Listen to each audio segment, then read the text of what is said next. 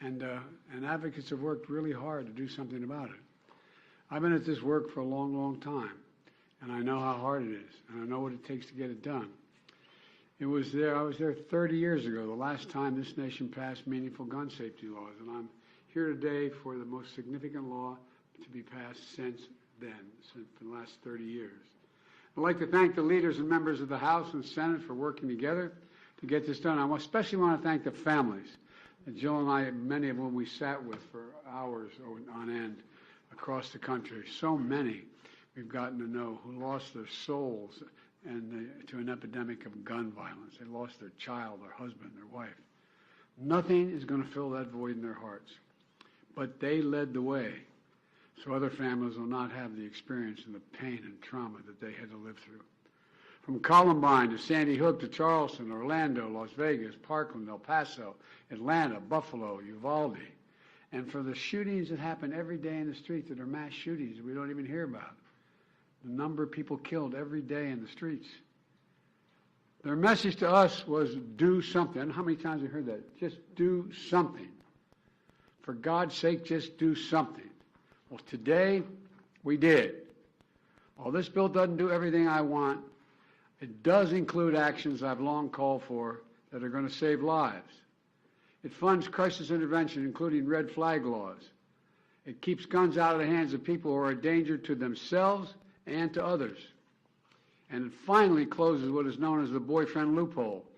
So if you assault your boyfriend or girlfriend, you can't buy a gun or own a gun. It requires young people aged 18 to 21 to undergo enhanced background checks.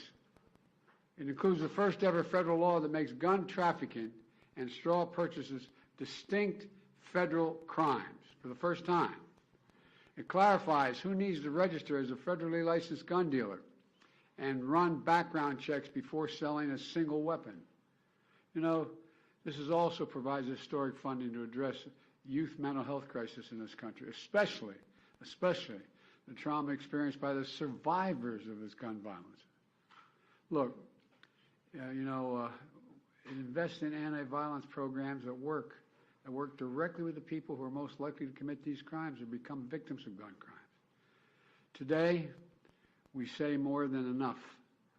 We say more than enough. It's time when it seems impossible to get anything done in Washington, we are doing something consequential. If we can reach compromise on guns, we ought to be able to reach compromise on other critical issues, from veterans health care to cutting-edge American innovation and so much more. I know there's much more work to do, and I'm never going to give up. But this is a monumental day.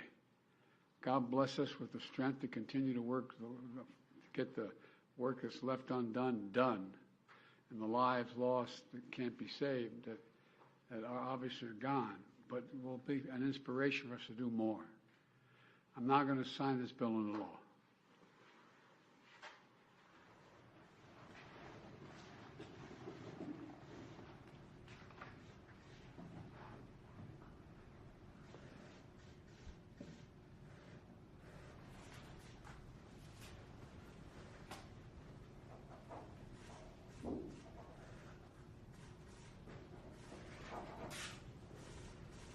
God willing, it's going to save a lot of lives. Thank you all so very much. Mr. President, can we take a couple questions? I have a helicopter waiting for me to take off. We're going to have plenty of time to talk about a lot of this. Do you think the Supreme Court is broken, in your view? I think the Supreme Court has made some terrible decisions. These decisions were made by the Supreme Court.